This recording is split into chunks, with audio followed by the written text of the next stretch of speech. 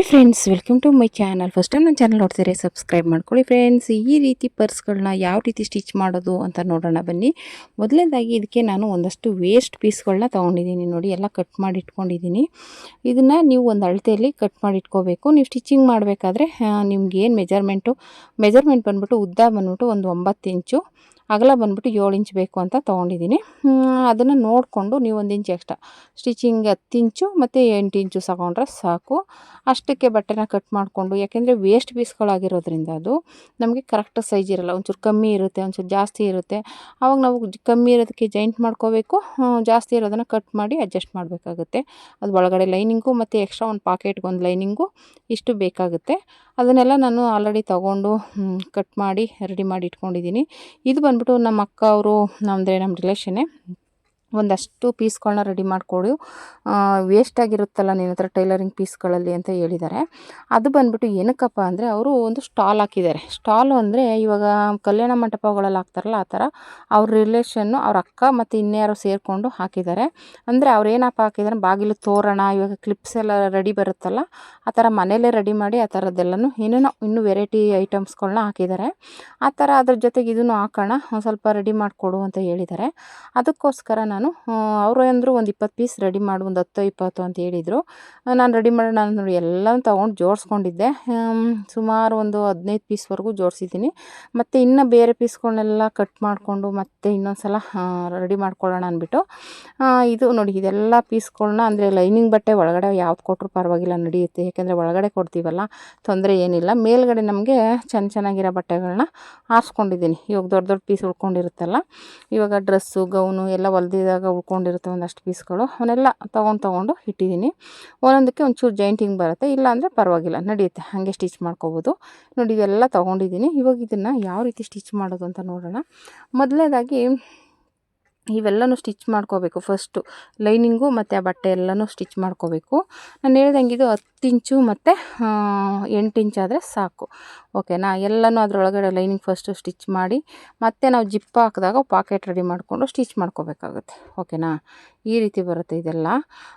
ಮೊದಲನೇದಾಗಿ ಇದೆಲ್ಲ ರೆಡಿ ಮಾಡ್ಕೋಬೇಕು. ಅದಕ್ಕೆ ನಾನು ಹೇಳ್ದಂಗೆ ಇವಾಗ ನೋಡಿ, ನಾವು ಟೈಲರಿಂಗ್ ಕೆಲಸ ಮಾಡಿದ್ರು ನಾನೇನೋ ಇವಾಗ ವೀಡಿಯೋಗಳಲ್ಲಿ ತೋರಿಸ್ತಾ ಇದ್ದೆ, ನಾನು ಆಲ್ರೆಡಿ ಒಂದೊಂದು ಬ್ಯಾಗು ಪೌಚ್ಗಳನ್ನ ಹೊಲಿದು ತೋರಿಸ್ತಿದ್ದೀನಿ.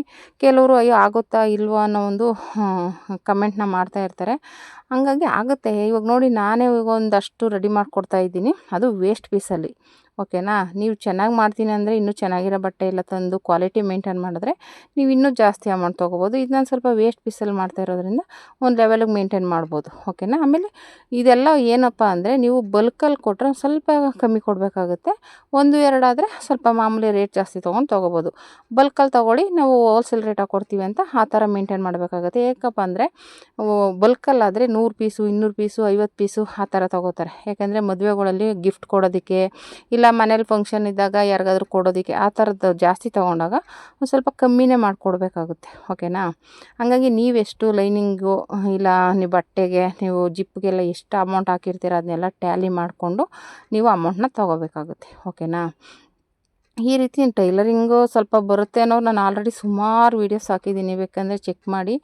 ಕೀ ಪೌಚ್ಗಳು, ಕೀ ಬಂಚು, ಮತ್ತು ಚಿಕ್ಕ ಪೌಚ್ಗಳು, ಕಾಯಿನ್ ಪೌಚು, ಮತ್ತು ದೊಡ್ಡ pouch, mobile pouch, hand pouch ಎಲ್ಲ ಹಾಕಿದ್ದೀನಿ. ತುಂಬಾ ವೀಡಿಯೋಸ್ ಹಾಕಿದ್ದೀನಿ, ನೋಡಿ ಚೆಕ್ ಮಾಡಿ. ನಿಮ್ಗೆ ಯಾವ ಥರದ್ದು ಬೇಕು ಎಲ್ಲ ಥರದ್ದು ಬರುತ್ತೆ. ಹಂಗೆ ಇದು ಒಂದು ಪೌಚು, ಓಕೆನಾ. ಅವರು ಈ ಥರದ್ದು ಒಂದು ರೆಡಿಮೇಡ್ ಪೌಚನ್ನ ತೋರಿಸಿ ಅದಕ್ಕಿಂತ ಸ್ವಲ್ಪ ದೊಡ್ಡದಾಗಿ ಹೊಲ್ಕೊಡು ಅಂತ ಹೇಳಿದ್ರಿಂದ ರೆಡಿ ಮಾಡ್ತಾಯಿದ್ದೀನಿ. ಹಿಂಗೆ ಇವಾಗ ನೋಡಿ, ನಮಗೆ ಬ್ಲೌಸ್ ಹೊಲಿಯೋದು ತುಂಬಾ ಇದೆ, ಆದ್ರೂ ಇದು ರೆಡಿ ಮಾಡ್ತಾಯಿದ್ದೀವಿ. ಏನಕ್ಕೆ ಅಂದರೆ, ಇವಾಗ ಕೊಟ್ಟಿರೋ ಆರ್ಡ್ರನ್ನ ಮಿಸ್ ಮಾಡ್ಕೋಬಾರ್ದು ಅಲ್ವಾ. ಇವಾಗ ಇದರಿಂದ ಅವ್ರಿಗೆ ಇನ್ನೂ ನನಗೆ 100, 200, 300, 500 ಆ ಥರ ಆರ್ಡ್ರ್ ಕೊಡ್ಬೋದು. ಆವಾಗೇನಾಗುತ್ತೆ, ನಮ್ಮ ಹತ್ರ ಇರೋ ವೇಸ್ಟ್ ಪೀಸ್ ಎಲ್ಲ ರೆಡಿ ಮಾಡ್ಬೋದು. ಇದು ಬಂದ್ಬಿಟ್ಟು ವರ್ಕ್ ಆಗ್ತಾಯಿತ್ತು, ಎಂಬ್ರಾಯ್ಡಿಂಗ್ ವರ್ಕ್ ಹಾಕಿದ್ದೆ. ಅದು ಸ್ವಲ್ಪ ಫ್ರೇಮ್ನ ಚೇಂಜ್ ಮಾಡಬೇಕು, ನಂಬರ್ನ. ಹಂಗೆ ಸ್ಟಿಚ್ ಮಾಡ್ಕೊಂಡು ಆ ಫ್ರೇಮ್ನ ಚೇಂಜ್ ಮಾಡಿಕೊಂಡು ಕೆಲಸ ಮಾಡ್ತಾ ಇರುವಂಥದ್ದು.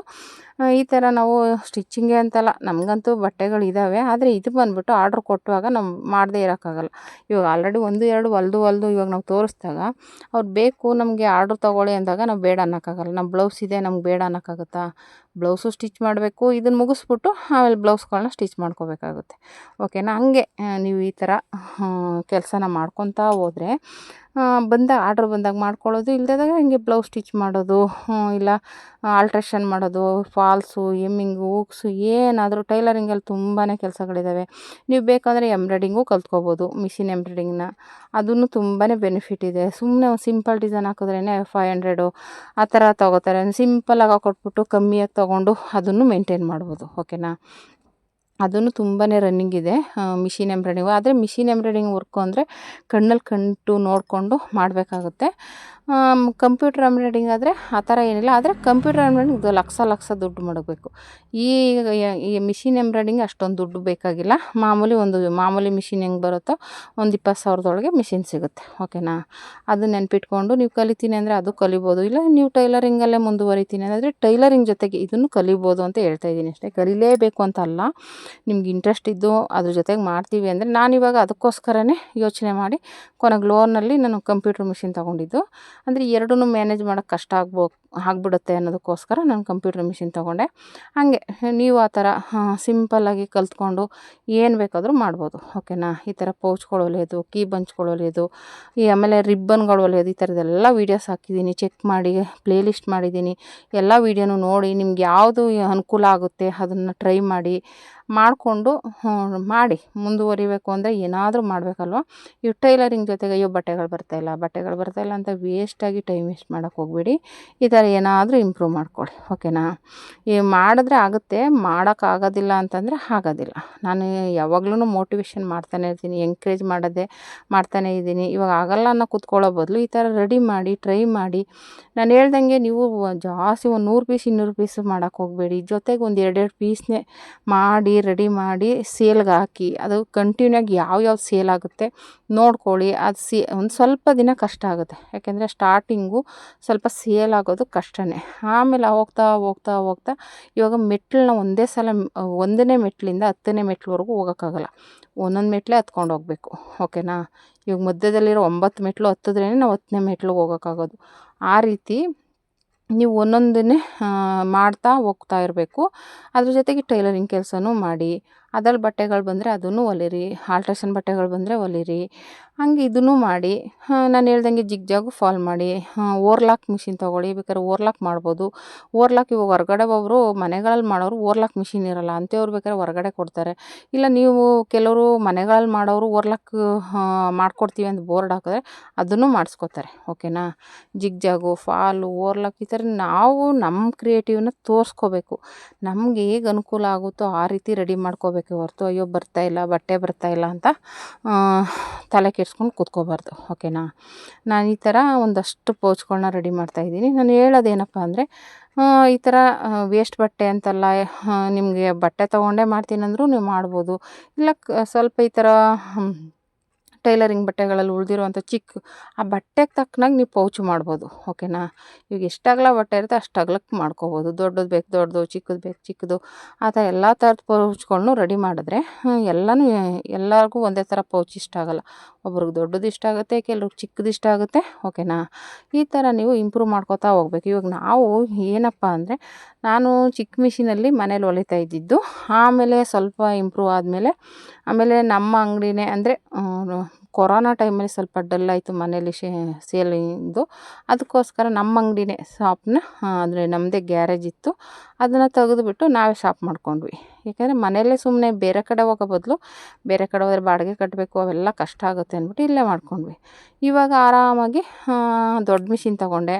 ಚಿಕ್ಕ ಮಿಷಿನಲ್ಲಿ ಹೊಲಿತಾ ಇದ್ದಿದ್ದು ನಾನು. ಆ ಮಿಷಿನು ಸ್ವಲ್ಪ ರಿಪೇರಿಗೆ ಬರ್ತಾಯಿತ್ತು. ನಾನು ಜಾಸ್ತಿ ಬಟ್ಟೆಗಳು ಹೊಲಿದಾಗ ಹಬ್ಬಗಳ ಸೀಸನಲ್ಲಿ ರಿಪೇರಿಗೆ ಬರ್ತಾಯಿತ್ತು. ಅಂದರೆ ಇದಕ್ಕಿದಂಗೆ ಸ್ಟಕ್ ಆಗೋದು, ದಾರ ಏನಾದರೂ ಒಂದು ಪ್ರಾಬ್ಲಮ್ ಬರ್ತಾಯಿತ್ತು. ಆವಾಗ ಅವ್ರು ಹೇಳಿದ್ದು, ಆ ಮಿಷಿನ್ ತುಂಬ ವೀಕ್ ಆಗಿದೆ, ನೀವು ಹೊಸ ಮಿಷಿನ್ ತೊಗೊಳ್ಳಿ, ಜಾಸ್ತಿ ಬಟ್ಟೆ ಹೊಲಿತೀರಾ ಅಂತ ಹೇಳಿದರು ರಿಪೇರಿ ಮಾಡೋರು. ಆವಾಗ ನಾನು ತೊಗೊಂಡಿದ್ದು ಮಿಷಿನೇ ಮೆರಿಟು. ಅಂದರೆ 10,000, ಅದು ದೊಡ್ಡ ಮಿಷಿನೇ, ಚಿಕ್ಕ ಮಿಷಿನಲ್ಲ, ದೊಡ್ಡ ಮಿಷಿನೇ. ಮೋಟ್ರು ಎಲ್ಲ ಸೇರಿ 10,000 ರೂಪಾಯಿಗೆ ತೊಗೊಂಡೆ. ಅದಾದಮೇಲೆ ಹಾಗೆ ಇಂಪ್ರೂವ್ ಮಾಡ್ತಾ ಕೊರೋನಾ ಟೈಮಲ್ಲಿ ಇದ್ರ ಜೊತೆಗೆ ಇನ್ನೊಂದು ಏನಾರು ಇಂಪ್ರೂವ್ ಮಾಡ್ಕೋಬೇಕಲ್ಲ, ನಾನು ಎಂಬ್ರಾಯ್ಡಿಂಗ್ ಕಲಿಬೇಕು ಅಂತಿದ್ದೆ. ಆವಾಗ ನಮ್ಮ ಫ್ರೆಂಡ್ಸ್ ಎಲ್ಲ ಹೇಳಿದ್ರು, ಎಂಬ್ರಾಯ್ಡಿಂಗ್ ಬದಲು ಈ ಥರ ಕಂಪ್ಯೂಟರ್ ಮಿಷಿನ್ ಇವಾಗ ಟ್ರೆಂಡಿಂಗ್ ಇದೆ, ತೊಗೊಂಬಿಡು, ಲೋನಲ್ಲಿ ನೀವು ಆರಾಮಾಗಿ ಮಾಡ್ಕೊಂಡು ಹೋಗ್ಬೋದು ಅಂತ ಹೇಳಿದ್ರೆ, ಆವಾಗ ನಾನು ಕಂಪ್ಯೂಟರ್ ಮಿಷಿನ್ಗೆ ಲೋನ್ಗೆ ಅಪ್ಲೈ ಮಾಡಿ ಕಂಪ್ಯೂಟರ್ ಮಿಷಿನ್ ತೊಗೊಂಡೆ. ಈಗ ಜಸ್ಟ್ ಇವಾಗ ಒಂದು 1 ಮಂತು 2 ಮಂತ್ ಆಗಿದೆ ಜಾಕ್ ಮಿಷಿನ್ ತೊಗೊಂಡಿದ್ದೀನಿ. ಹಾಗೆ ಒಂದೊಂದೇ ಮೆಟ್ಲು ಹತ್ಕೊತಾ ಹೋಗಬೇಕು, ಹಾಗೆ ಇಂಪ್ರೂವ್ ಮಾಡ್ಕೊತಾ ಹೋಗಬೇಕು. ನಿಮಗೆ ನಿಮ್ಮ ಕೆಲಸಕ್ಕೆ ಯಾವುದು ಅನುಕೂಲ ಆಗುತ್ತೆ ಅದನ್ನು ಇಂಪ್ರೂವ್ ಮಾಡ್ಕೊತಾ ಹೋಗಬೇಕು. ಓಕೆನಾ. ಅಯ್ಯೋ ಅದಾಗಲ್ಲ ಇದಾಗಲ್ಲ ಅಂತ ತಲೆ ಕೆಡಿಸ್ಕೊತಾ ಹೋಗಬಾರ್ದು. ಒಂದು ಬೆನಿಫಿಟ್ ಏನಪ್ಪ ಅಂದರೆ ಈ ಕೆಲಸದಲ್ಲಿ ಮನೆ ಕೆಲಸನೂ ಮಾಡ್ಕೋಬೋದು, ನಾವು ಟೈಲರಿಂಗ್ ಕೆಲಸನೂ ಮಾಡ್ಕೋಬೋದು. ಓಕೆನಾ. ಅದ್ರ ಜೊತೆಗೆ ಇವಾಗ ಬಟ್ಟೆಗಳು ಬರ್ತಿಲ್ಲ ಅಂತ ತಲೆ ಕೆಡಿಸ್ಕೊಳ್ಬೋದು. ಈಗ ಪೌಚ್ಗಳನ್ನ ರೆಡಿ ಮಾಡಿ, ಇಲ್ಲ ರಿಬ್ಬನ್ಸ್ ರೆಡಿ ಮಾಡಿ, ಕೀ ಬಂಚ್ಗಳು ರೆಡಿ ಮಾಡಿ, ಹಂಗೆ ರೆಡಿ ಮಾಡಿ ಜನಗಳಿಗೆ ರೀಚ್ ಆಗ್ತಾ ಇವಾಗ ಯೂಟ್ಯೂಬಲ್ಲೇ ನೋಡಿ ಎಷ್ಟೊಂದು ವೀಡಿಯೋಗಳು ಇರ್ತಾರೆ. ಅದು ವೈರಲ್ ಆಗಬೇಕಾದ್ರೆ ತುಂಬ ದಿನವೇ ಟೈಮ್ ತೊಗೊಳುತ್ತೆ. ಲಕ್ ಚೆನ್ನಾಗಿರೋರಿಗೆ ಬೇಗ ಆಗುತ್ತೆ, ಇಲ್ಲ ಅಂದವ್ರಿಗೆ ತುಂಬ ದಿನವೇ ತೊಗೊಳುತ್ತೆ. ಓಕೆನಾ. ಹಂಗೆ ನಮ್ಮ ಇದು ಕೆಲಸನೂ ಅಷ್ಟೇ, ಚೆನ್ನಾಗಿ ಇಂಪ್ರೂವ್ ಆಗೋದಿದ್ದರೆ ಬೇಗನೆ ಇಂಪ್ರೂವ್ ಆಗುತ್ತೆ. ಇಲ್ಲ ಅಂದರೆ ಸ್ವಲ್ಪ ಶ್ರಮ ಹಾಕಬೇಕಾಗುತ್ತೆ, ಸ್ವಲ್ಪ ನಿಧಾನ ಆಗುತ್ತೆ. ಓಕೆನಾ.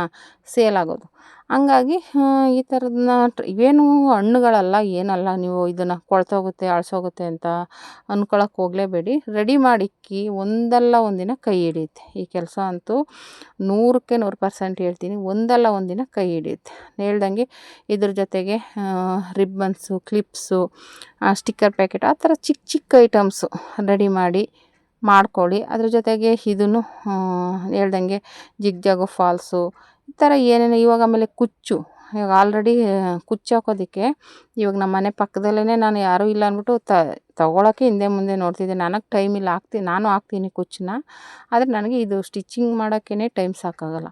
ಇನ್ನು ಬೇಬಿ ಕುಚ್ಚು ಹಾಕ್ಕೊಡ್ತೀನಿ, ಆದರೆ ಅದೊಂದು ಹಾಕೋಕ್ಕೆ ನನಗೆ ಟೈಮ್ ಸಾಕಾಗಲ್ಲ. ಅದಕ್ಕೋಸ್ಕರ ಇಲ್ಲಿ ಪಕ್ಕದ ಮನೇಲಿ ಒಂದು ಹೊಸ ಮನೆಗೆ ಬಂದಿದ್ರು, ಅವರೇ ಕೇಳ್ಕೊಂಬಂದರು, ಹಿಂಗೆ ನಾವು ಕುಚ್ಚು ಹಾಕ್ತೀವಿ ಕೊಡ್ತೀರಾ ಅಂತ. ನಾನು ಆಮೇಲೆ ಒಂದು ಸ್ಯಾಂಪಲ್ ತಂದು ಕೊಡಿ ನೋಡೋಣ ಅಂದೆ.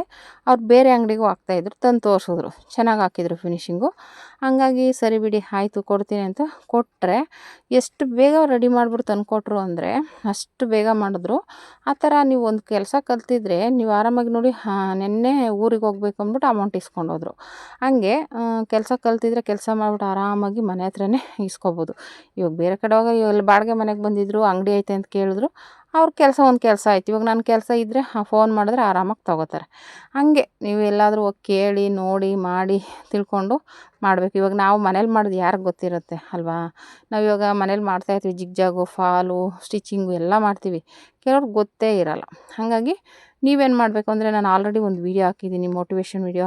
ಅದೇ ರೀತಿ ಬೋರ್ಡ್ ಹಾಕೋದು, ಇಲ್ಲ ಒಬ್ರಿಗೆ ಹೇಳೋದು, ನಿಮ್ಗೆ ಯಾರಾದರೂ ಕಸ್ಟಮರ್ ಇದ್ದರೆ ಹೇಳಿ ಕಳಿಸಿ ಅಂತ ಹೇಳೋದು, ಇಲ್ಲ ನಿಮಗೆ ಇಲ್ಲ ಪಾರ್ಕ್ಗೋ ಇಲ್ಲ ಹೊರ್ಗಡೆ ಹೋದಾಗ ನಿಮ್ಮ ಅಕ್ಕಪಕ್ಕದಲ್ಲಿರೋರಿಗೆ ಹೇಳೋದು, ಆ ಥರ ಎಲ್ಲ ಮಾಡ್ಕೋಬೇಕಾಗುತ್ತೆ ಕಸ್ಟಮರ್ನ ಇಟ್ಕೋಬೇಕು ಅಂದರೆ. ಓಕೆನಾ.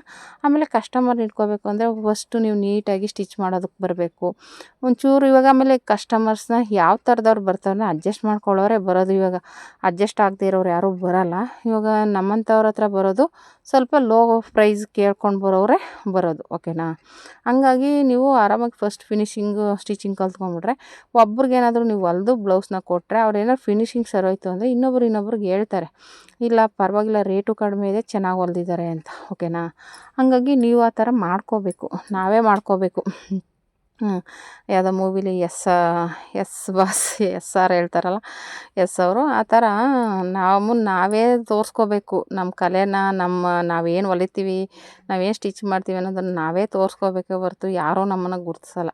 ಇವಾಗ ನಾವು ಮನೇಲಿ ಮಾಡೋದು ಯಾರಿಗೂ ಗೊತ್ತಿರೋಲ್ಲ, ನಮ್ಗೆ ಗೊತ್ತಿರೋರು ರೆಗ್ಯುಲರಾಗಿ ಬರೋರು ಗೊತ್ತಿರುತ್ತೆ. ನಾನಿವಾಗ ಅಂಗಡಿಯಲ್ಲಿ ಮಾಡೋದ್ಮೇಲೆ ಸುಮಾರು ಜನಕ್ಕೆ ನಾವು ಮನೇಲಿ ಮಾಡ್ತಾ ಇರೋದೇ ಗೊತ್ತಿರಲಿಲ್ಲ. ಇವಾಗ ಈಚೆ ಶಾಪ್ ಮಾಡಿದ್ಮೇಲೆ ತುಂಬ ಜನಕ್ಕೆ ಗೊತ್ತಾಗಿದೆ. ತುಂಬ ಜನ ಬಂದು ಕೆಲವ್ರು ಹೋಗೋರು ಬರೋರು ಕೇಳ್ಕೊಂಡು ಹೋಗ್ತಾರೆ, ಎಷ್ಟು ದಿನಕ್ಕೆ ಕೊಡ್ತೀರಾ, ಯಾವಾಗ ಕೊಡ್ತೀರಾ, ಬೇಗ ಕೊಡ್ತೀರಾ, ರೇಟ್ ಎಷ್ಟು ಅಂತೆಲ್ಲ ಕೇಳ್ಕೊಂಡು ಹೋಗ್ತಾ ಇರ್ತಾರೆ. ಓಕೆನಾ.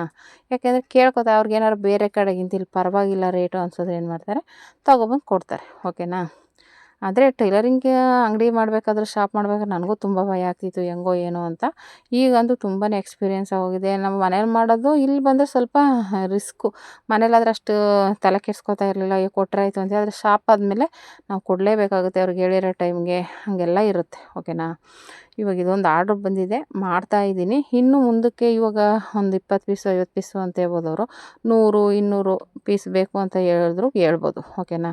ಹಾಗಾಗಿ ನೀವು ಆ ಥರ ವೇಸ್ಟ್ ಬಟ್ಟೆಯಲ್ಲಿ ಮಾಡಿ ಟ್ರೈ ಮಾಡಿ ರೆಡಿ ಮಾಡಿ ಸೇಲ್ ಮಾಡಿ ಇಂಪ್ರೂವ್ ಮಾಡಿ. ನೀವೇನಾದ್ರು ಇಂಪ್ರೂವ್ ಆದಮೇಲೆ ನನಗೊಂದು ಕಮೆಂಟ್ ಮಾಡಿ, ನಾನು ಸೇಲ್ ಮಾಡಿದ್ದೀನಿ ಇಂಪ್ರೂವ್ ಆಗಿದ್ದೀನಿ ಅಂತ, ನಮಗೂ ಖುಷಿ ಆಗುತ್ತೆ ನೋಡಿ. ಇನ್ನೂ ಇಷ್ಟು ಇಷ್ಟು ಹೊಲಿಬೇಕು, ಅದು ರನ್ನರು ಸಿಕ್ಕಿಲ್ಲ, ಹಂಗಾಗಿ ಇಷ್ಟು ಉಳಿಸ್ಕೊಂಡಿದ್ದೀನಿ. ಇನ್ನು ಅದು ನೆಕ್ಸ್ಟ್ ವೀಡಿಯೋದಲ್ಲಿ ಹೊಲಿದು ತೋರಿಸ್ತೀನಿ, ಓಕೆನಾ. ರನ್ನರ್ ತಂದಮೇಲೆ ಇವಾಗ ಸದ್ಯಕ್ಕೆ ಇಷ್ಟು ಹೊಲ್ದಿದ್ದೀನಿ. ಇದೆಲ್ಲ ನೋಡಿ ಎಷ್ಟು ನೀಟಾಗಿ ಬಂದಿದೆ, ತುಂಬಾ